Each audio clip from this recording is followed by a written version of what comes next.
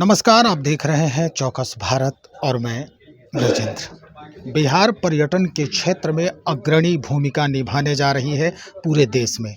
ऐसा इस विभाग के सचिव जो हैं लोकेश कुमार सिंह जी कह रहे हैं और साथ में पर्यटन मंत्री जो राजू सिंह हैं उनका कहना है। देखिए, होटल नहीं करेगा, होटल में 5 करोड़ है।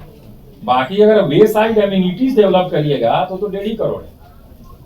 ठीक है, आप पूरा पढ़िए ना, आपको दिया हुआ है, ये पढ़िए। जो आपको हम लोगों ने किताब दिया उसको पढ़िएगा तो बहुत चीजें निकल के आएंगी। वो सिर्फ होटल कैटेगरी के लिए था।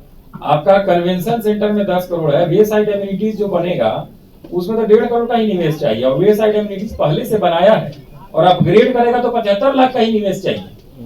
और फिक्स्ड और टेंटेड एकोमोडेशन कैंपिंग साइट बनाएगा तो 1 करोड़ का ही निवेश चाहिए। Tenting site, fixed accommodation, eco tourism के लिए 5 करोड़ का चाहिए। और आपका रिवर रिजर्वायर और लेक बेस्ड टूरिज्म अगर करेगा, जलाशय वाला, तो 1 करोड़ का ही निवेश चाहिए। ठीक है, इंटरटेनमेंट जोन का 10 करोड़ है, अम्यूजमेंट पार्क का 10 करोड़ है, कैरावैन का 1 करोड़ है। बस, टूरिस्ट बस और वैन अगर कोई लेगा तो उसको भी 1 करोड़ का प्रोजेक्ट कॉस्ट होना चाहिए। तो इस तरह से आप देखें, rural tourism project, tourist village, cultural village, farm stay 1 crore का।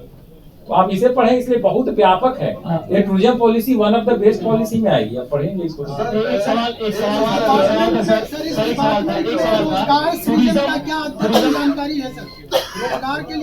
देखिए, आप बता, टूरिज्म सेक्टर का जो रोजगार है, टूरिज्म सेक्टर का रोजगार बहुत इंटर सेक्टोरल और एक दूसरे पर डिपेंडेंट है। अब जैसे कि डायरेक्ट रोजगार आप बोलेंगे, जैसे कि कोई टूरिज्म में होटल आया तो होटल में कितने लोगों ने रोजगार पाया तो आप गिन पाएंगे।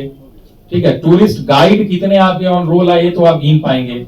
लेकिन उसके चलते जो क्राफ्ट्स वहां लगेगा, मेला लगेगा, दुकानें लगेंगी, उसमें लोग नियोजित होंगे, उसको तो पूरा एक गिन पाना संभव नहीं है। एक आकलन कर सकते हैं कि इस एरिया में इस चीजों के विकास से बहुत सारे लोगों का रोजगार है। पर आपके कागज पर तो वही लोग रहेंगे जो होटल वगैरह में काम कर रहे हैं, जिनका कुछ खाता खुला है, और दूसरे जो गाइड हैं। लेकिन इसका इफेक्ट पड़ता है एक सेक्टर से दूसरा से तीसरा।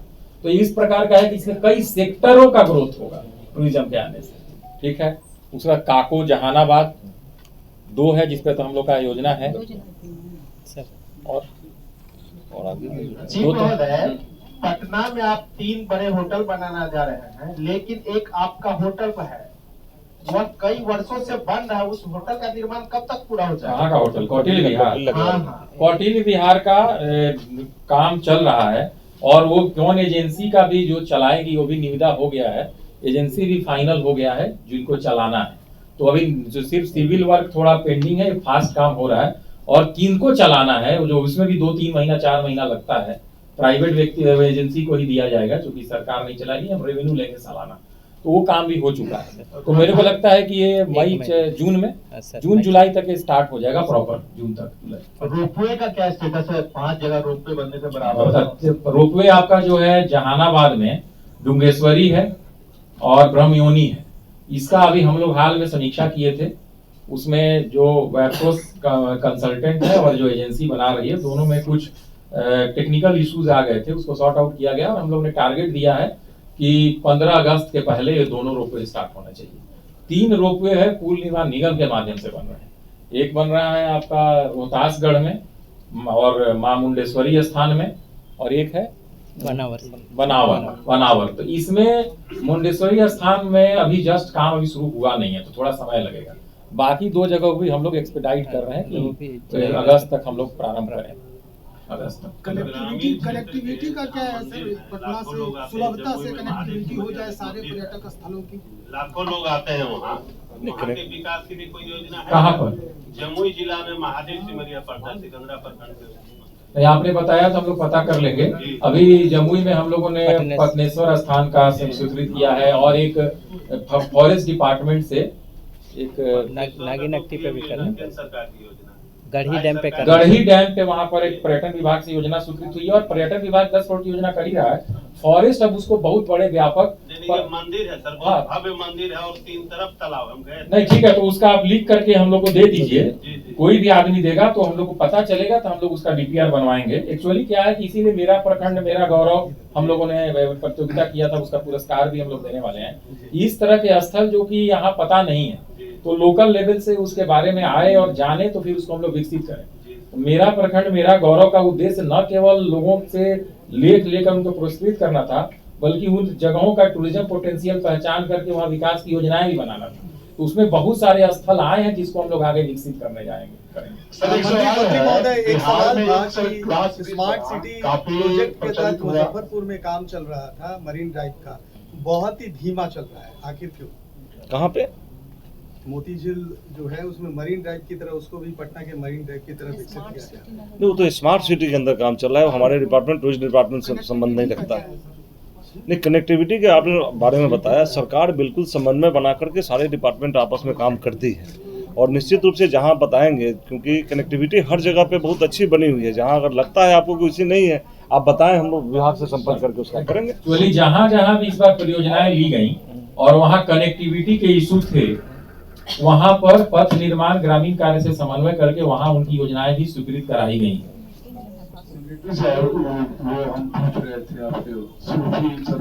हाँ, सूफी सर्किट आपका काको में हम लोगों ने किया है, मनेर शरीफ में किया है, और कोई स्थल है तो दो तो हम लोग का योजना चल ही रहा है। अरवल में भी कर रहे हैं। अरवल में भी कर रहे हैं।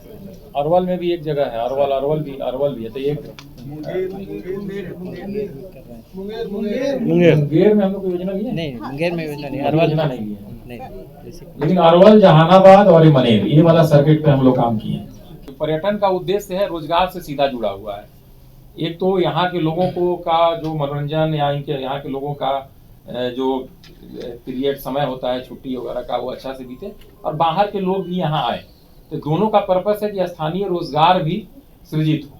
तो उसको भी इंसेंटिवाइज करने के लिए पर्यटन नीति में कुछ नई चीजें जोड़ी गई। ये है कि अगर ESI और EPF देते हैं, अगर एक एस्टेब्लिशमेंट अगर एक निश्चित संख्या से ज्यादा व्यक्तियों को नियोजित करता है, तो उनको जो EPF और ESI कंट्रीब्यूशन देना होता है। इसके दो कंपोनेंट होते हैं, नियोक्ता अंशदान और स्वयं एम्प्लॉय यानी कर्मी का अंशदान। तो ये देना पड़ेगा जो काम कराएगा उसको। तो उनको इंसेंटिव करने के लिए हम लोगों ने पॉलिसी में प्रावधान किया है सरकार ने कि 3,000 रुपए महीना जितने आदमी का आप EPF कटेगा सरकार देगी, 100% अथवा 3,000 जो भी उसमें कम हो। तो ऑब्वियस है कि 3,000 रुपए मिलने का इसमें पूरा है।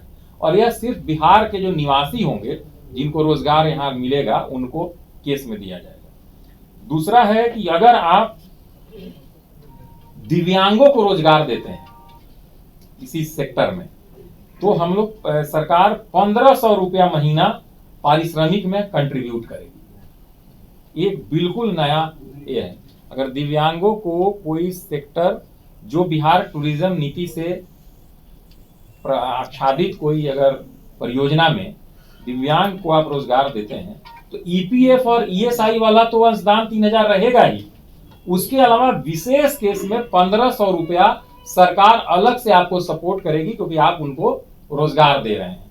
तो इससे सरकार का, देखिए इस सरकार का ये है कि इंक्लूसिव जो विकास कहते हैं, जो हमारा बिहार सरकार में का जो कॉन्सेप्ट है, न्याय के साथ विकास। तो विकास तो हो ही, लेकिन उस विकास के एम्बिट में विभिन्न वर्गों के साथ, विभिन्न तरह के लोगों के साथ जस्टिस भी हो। तो ऐसा विकास जो जस्टिस के साथ आगे बढ़े और इंक्लूसिव यानी समावेशी विकास हो, उसके अवयवों के कारण देखिए तो ये जो 1,500 रुपए वाला प्रोविजन किया गया और 3,000 रुपए वाला EPF ESI का किया गया। तो इस प्रकार से, और पहले केंद्र सरकार की कोई योजना चलती है और राज्य सरकार की योजना, तो अब कर दिया गया कि केंद्र सरकार की योजना का भी आप लाभ ले सकते हैं और राज्य की नीति का भी आप लाभ ले सकते हैं। राज्य की नीति का लाभ लेने के लिए जो वहां के पैसे है उसको माइनस करके जो यहाँ का होगा उस पर आपको दिया जाएगा। इस तरह से आप देखिए कि इस तरह की जो है चीजों को ये किया गया है। और उसमें आप देखेंगे कि 5% पूंजी सब्सिडी अलग से दिया जा रहा है आपके प्रमुख पर्यटन स्थल के लिए, गया, बोधगया, नालंदा, राजगीर, वैशाली, वाल्मीकि टाइगर रिजर्व। इसके लिए 5% अलग पूंजीगत अनुदान संभावित। सबके साथ बहुत विस्तार से चर्चा की गई। चर्चा के दौरान लोगों ने कहा कि इस नीति को आकर्षक बनाने के लिए कुछ अन्य चीजों का होना भी आवश्यक है। उसको ध्यान में रखते हुए सरकार ने उस नीति में संशोधन किया है और ये नीति 21 मार्च 2025 को ये नीति संकल्प के माध्यम से निर्गत हुई है। तो ये बहुत ही रिसेंट है, बहुत नया है।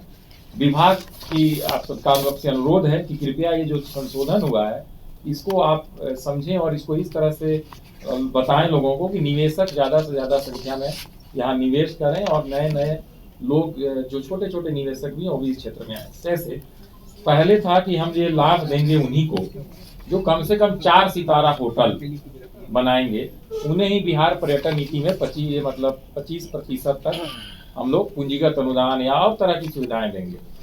लेकिन लोगों का कहना था कि 4 सितारा होटल हर जगह बनाने में कठिनाई है और ये भी था कि 10 करोड़ का न्यूनतम निवेश होने पर ही आप योग्य होंगे लाभ लेने।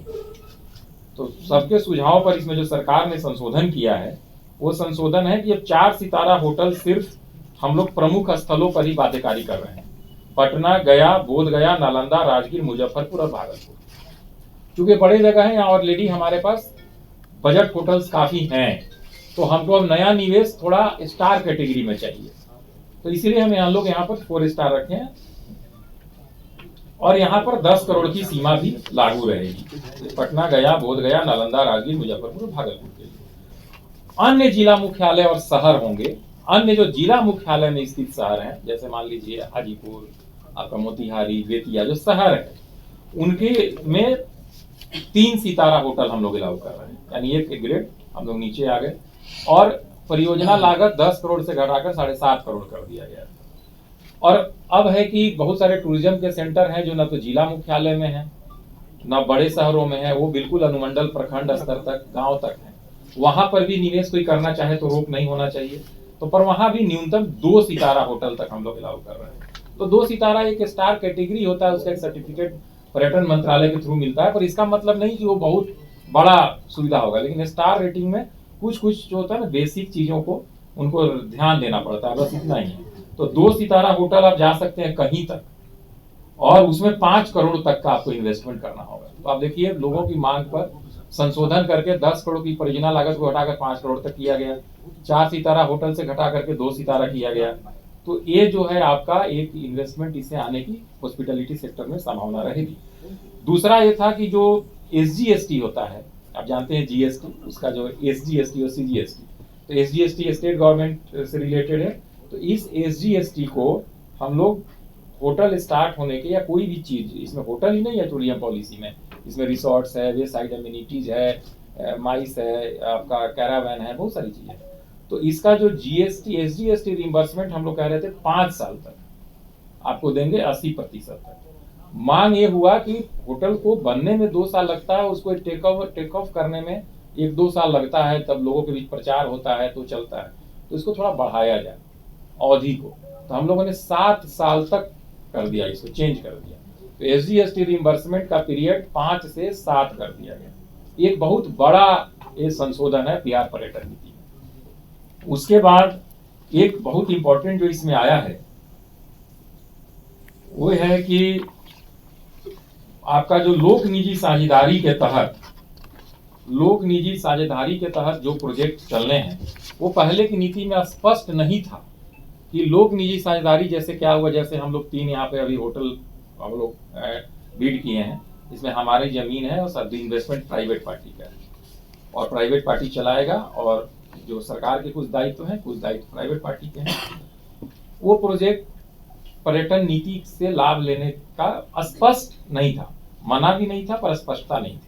अभी संशोधन करके स्पष्टता ला दिया गया है कि PPP के तहत भी अगर कोई परियोजना आती है और बिहार टूरिज्म पॉलिसी के तहत पात्र गतिविधियों में शामिल है तो उनको इस नीति का लाभ प्राप्त होगा।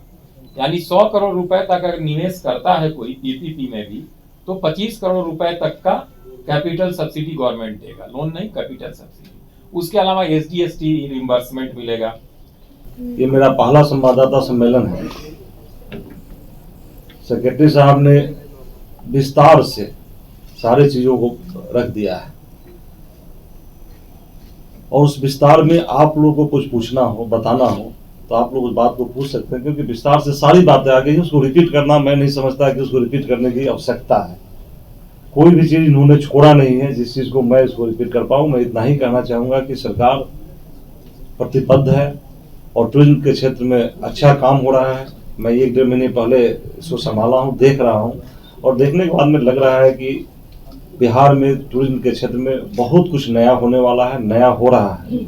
चाहे वो श्री राम सर्किट से हो, बुद्ध सर्किट से हो, सूफी सर्किट से हो, सारे सर्किट में काम चल रहे हैं। अब आप लोगों को कुछ पूछना हो तो आप लोग पूछें। रामायण सर्किट को जिस तरह से सर ने बताया कि बढ़ावा दिया जा रहा है और उस पर कार्य चल रहा है, उसके बारे में विस्तार से तो बताया ही है सेक्रेटरी साहब ने। ऐसे आप कहिएगा तो मैं सारी योजनाओं के बारे में बता दूंगा। इन्होंने योजना के बारे में बताया, जैसे आप शुरू कीजिए छोटे जहाँ सीताकुंड से लेके बक्सर से लेकर के दरभंगा अहिल्या स्थान से लेकर के पुनौरा धाम, सबसे बड़े कार्य श्री राम सर्किट पे जो हो रहा है वो पुनौरा धाम में हो रहा है। पुनौरा धाम को बिल्कुल उसी तर्ज पे जिस तरह से अयोध्या में भव्य श्री राम लला का मंदिर बना है, उसी तर्ज पे टूरिज्म डिपार्टमेंट भी यहाँ पे अपना काम कर रही है। 50 एकड़ जमीन के लिए 120 करोड़ रुपया वहाँ पर अधिग्रहण के लिए दे चुकी है। जब अधिग्रहण के लिए 120 करोड़ चला गया है तो आप समझ सकते हैं कि कितना बड़ा काम वहाँ होने वाला है। मंत्री जी एक सवाल है, बहुत अच्छी बात है, राजगीर और बोधगया और जो नाम लिए गए डेवलपमेंट हो भी रहा है। राजगीर से जो 4 लेन रोड जा रही है, अगर वो दूसरे डिस्ट्रिक्ट मान ली नवादा में पड़ रहा है और राजगीर टुवर्ड्स 10 किलोमीटर का रेडियस है, तो क्या उस जगह पे अगर जिला नवादा हो जाता है तो अगर कोई डेवलपमेंट होता है, कोई मान लीजिए रिसोर्ट बनाना चाहता है, डेवलप करना चाहता है, क्योंकि वहाँ पे जो है विदेशी टूरिस्ट ज्यादा आते हैं, तो ऐसे सिचुएशंस में क्या उन्हें कुछ लाभ मिलेगा सरकारी तौर पर? आप बताएं। पर्यटन नीति जो है ये पूरे बिहार पे लागू है। ऐसा बिल्कुल नहीं है कि ये राजगीर, वैशाली, नालंदा और गया के लिए। इसीलिए तो हम लोगों ने कहा कि गांव-गांव तक भी अगर कोई 2 स्टार बनाएगा देंगे, वे साइड एमिनिटीज बनाएगा, उनको कैपिटल सब्सिडी मिलेगा। यह कहीं नहीं है, कुछ विशेष स्थानों पे वाल्मीकि नगर, बोधगया, गया, राजगीर और ऐसे करके वैशाली जो ट्रेडिशनल, उसको 5% एक्स्ट्रा देने का प्रोविजन है। लेकिन ये भी है कि उन सब जगहों में 4 स्टार का भी बाध्यता कर दिया गया है। तो नवादा में अगर आप बनाते हैं तो जैसे हम लोगों ने जो संशोधन किया है उसमें एरिया भी डिफाइन किया हुआ है कि कौन एरिया माना जाएगा। तो इसमें है गया, बोधगया, नालंदा, राजगीर नगर पालिका क्षेत्र और नगर पालिका सीमा के बाहर 5 किलोमीटर का दायरा, तो वहां तक तो वहां का लागू होगा, उसके बाद तो आपका नया लागू होगा।